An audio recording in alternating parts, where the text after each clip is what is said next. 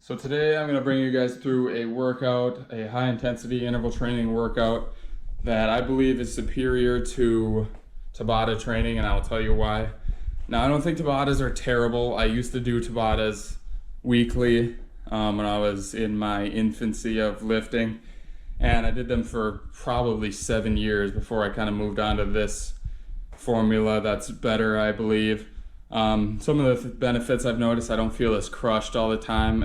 I wake up in the morning with more energy, and that's kind of the thing with Tabatas. Like, if you need to get in really good shape and you have 2 weeks to do it, Tabatas might be the way to go. But for like long-term sustainability, I just think there's not enough rest periods. It's too stressful, and there's better ways to do it. So what we're going to be doing today is an alactic capacity workout. So generally this, I gotta put that back in here. This lasts between 10 and 15 seconds, and then you take 20 to 90 seconds of active rest, which active basically just means light activity. I mean, it could just be even standing there walking around a little bit. 10 to 12 sets, and then you can do this 1 to 3 times a week.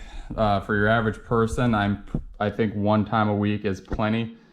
If you really need to lose weight or you really want to get in shape for like a 5K or something coming up, twice a week. If you're a paid athlete, you might go up to 3 times a week.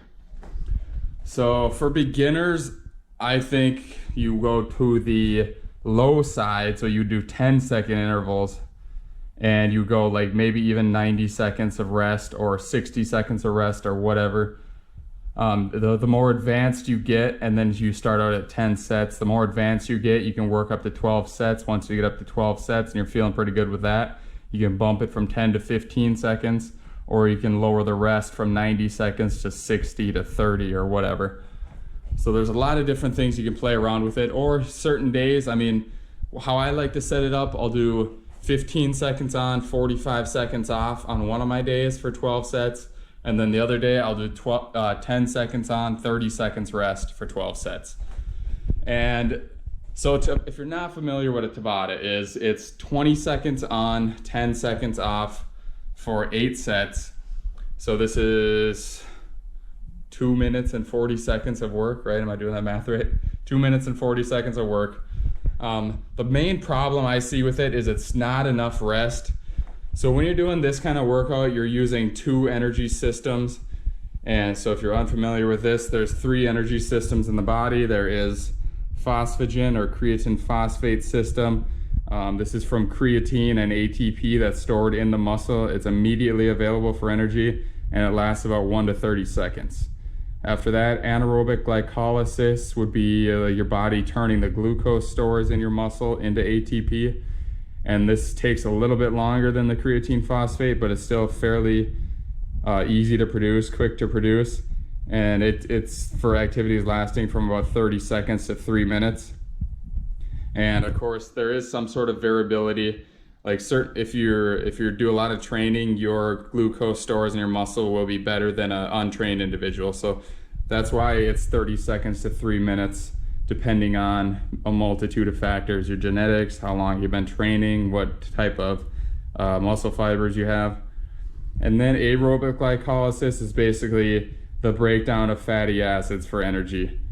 And this is very long lasting, like aerobic, meaning that you're using oxygen to oxidize fat to burn as fuel. This is the longest lasting energy system. And this is what, like if you're running a 5K or a 10K or a marathon or anything like that, that's almost all aerobic metabolism. So the alactic is going to focus more on the first 2, the creatine phosphate and the anaerobic glycolysis.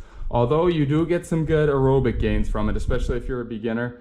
You do get some good aerobic gains. Your aerobic system is most active in the active rest period, where your aerobic system's trying to replenish. So it's a good thing. For most people, I like to recommend steady state cardio. That would be like a cardiac output. And what I'm doing with this is 1 to 2 times a week for 20 minutes, just getting your heart rate into the 120 to 150, which is somewhat challenging, but not really hard. You should still be able to hold a conversation. You still should be able to breathe through your nose. But Combining the steady state stuff to train your aerobic system with some of this alactic capacity to train your other two systems is kind of the best of both worlds, where you're proficient at both. If you need to specialize, if you're more of a distance runner, you're going to be doing a lot more of this. And if you're like a athlete who needs to be explosive and the conditioning isn't quite as important as being fast or being able to go all out, you probably lean more towards this. But generally, for everyday life, for someone who just wants to get in shape, burn some fat, build some muscle, you want to do both of them. For most athletes, you probably want to do both of them, and you might lean a little bit harder towards one or the other. And if you want to do fat burning, I also like doing both of them. But both of them have their merits, both of them have their benefits, and I don't think we should be doing only one exclusively. So what I'm going to be doing today is a couple different exercises. That the important thing with the exercises you're doing, you should be proficient at doing them. Your technique should be solid on them. So make sure you've done these exercises for at least like 6 months, so you got the movement down, you can perform them fast without any sort of breakdown in technique. So what I'm going to be doing is a right and left handed ball, medicine ball throw and slam combination, a high knee drill, shuffle drill, squat press, right hand and left hand on the landmine, and then a kick through and the fan bike. So I'll go through all these, I'll show you what I'm going to do. I'm doing the right side, and then I'm going down the list, and I'm on the second time through, I'm doing the left side. So there's 6 different things I'm doing, running through it twice for 12 sets total. I'm going to video my first 6 sets, and then I'm not going to video the last 6 because it'll basically be me running through the same thing. You guys get the idea. I want to keep this video kind of short so that more people want to watch it. They're not looking at like a 30-minute video. I don't want to sit through that. But yeah, make sure you're proficient in the movements, and you want to pick movements that you can do quickly. There's not much of a phase in the movement where you have to stop and restart. So like if you were doing push-ups, for example, push-ups aren't a real good exercise to do for this, because you go up and then you rest slightly where your joints are holding your body up, and you're not really doing anything, and then on the way down your muscles are controlling until you get about all the way down, and then you're kind of sitting there resting again. If you want to do them really fast and not quite lock out and not quite come all the way down, they could be a good movement, or explosive push-ups are a good movement to do for this. But generally you want to do things you can do really quick. I really like medicine ball throw or slam variations for this. Some kind of like plyometric track drills, which again, you need to be proficient in these. You need to be strong enough to be able to handle these. And then biking works extremely well because there's no phase in the bike where you're not moving or where you're kind of switching from one joint angle to another. It's constant movement, and you don't really get a chance to ever catch your breath. So that one really pumps your heart rate up quickly.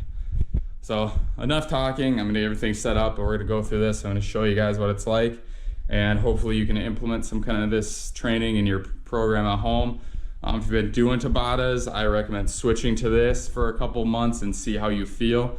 The longer rest periods are gonna make it so your activity periods, like your 10 to 15 seconds, you can go harder because you have been rested. You kind of replace some of that ATP energy in your muscles so that you can go hard again. Generally, the problem with Tabatas is your first set is really good, and then your second set's good, and your third set's good, and then it just kind of starts tapering off, where like your 6th, 7th, and 8th sets, it's just sloppy, your technique isn't good, you're not giving it your all. So, all right, enough of the talking, let's get into it.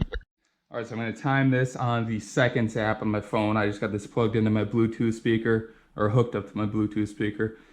And I got a 10-second warm-up on here, which this is basically so I can push the button, and I get 10 seconds to get ready and set up to do the movement.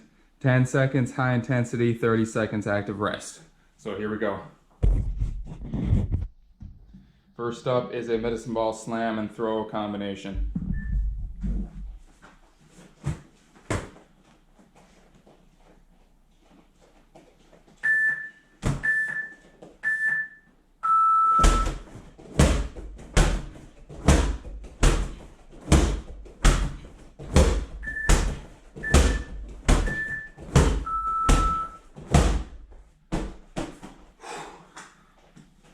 Fast, quick, non-stop, running through it.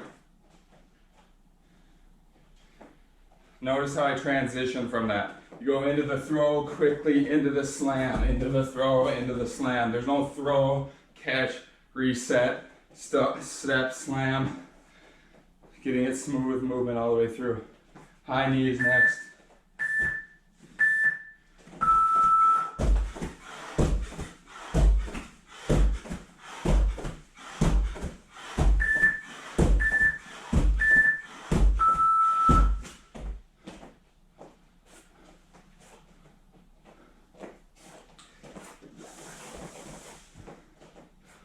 Next up, shuffling.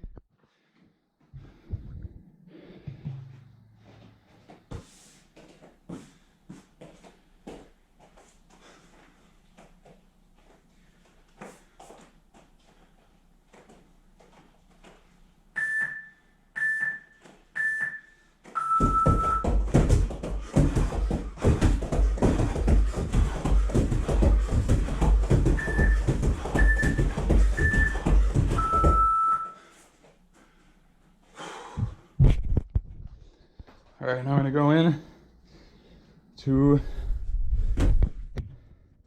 my area for landmine here.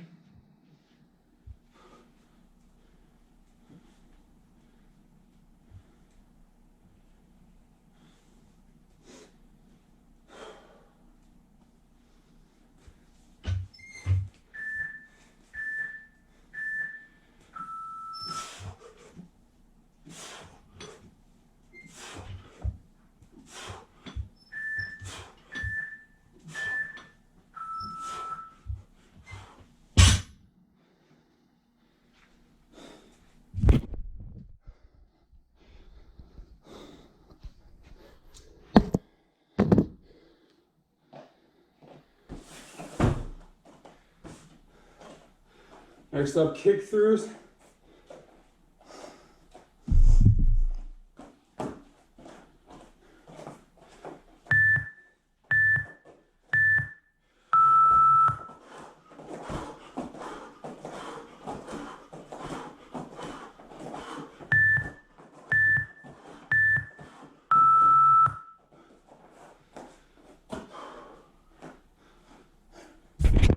And last up is the bike.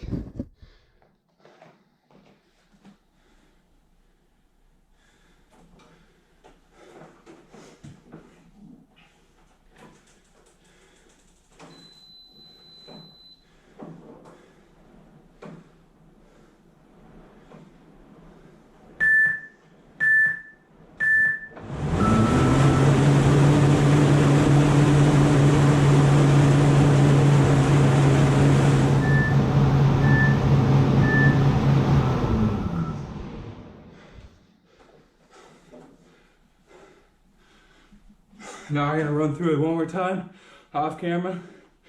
I'll talk to you guys when I'm done. All right guys, I just finished one more round of that, 6 times for 12 rounds total. Then I did a 2-minute cool down on the bike, just a very light pace bike. Bring the heart rate back down. So hopefully you enjoyed this workout. Most people probably don't have quite as much equipment as I do. I've been getting stuff for like the last 12 years, so I got quite a bit of stuff to do this with, but I mean, you don't need that terribly much stuff. A lot of it I just do off my little crash pad there, and you can do that on a step or anything. Just doing shuffling over, high knee variations and stuff like that. Medicine ball is great for slams and throws. Landmine press works really well because the landmine's a little bit more stable than, say, a dumbbell or something like that, but you could definitely do something similar like that with a dumbbell or a kettlebell or anything like that. Even bands, just doing some kind of big rotational press with a band. If you're a beginner, I recommend 6 months of like steady state aerobic training and lighter conditioning before you get into something like this. And in combination with some weight training would be good too. Just get a solid base and then you can really jump it up into this type of stuff if you go into this stuff unprepared, you're more than likely gonna get hurt or just burn yourself out. So build up that base before you get to this level. Find exercises that work for you with the equipment that you have, stuff that you can do fairly quickly and safely with not much of a transitional phase between movements, so you're not getting more of a break, because it's only 10 seconds long. You really got to put as much into those 10 seconds as you possibly can. And even though it is only 10 seconds, it got me breathing pretty damn good. So it's not like this is a bad workout. It's not like because you have longer rest periods and shorter work intervals than Tabatas. It's just as effective in the long run because you're not breaking yourself down too much. You're giving yourself enough time to recover. And I just think it's a more sustainable way to go. So if you like this workout, please give me a comment or a like or something. Let me know that you guys are enjoying this stuff so I can put out more similar stuff. And any other recommendations or questions you guys have that I can make a video out of, let me know. I'm definitely willing to do that too. So thanks for watching Chris Fish and Fitness, you guys. I'll see you next time.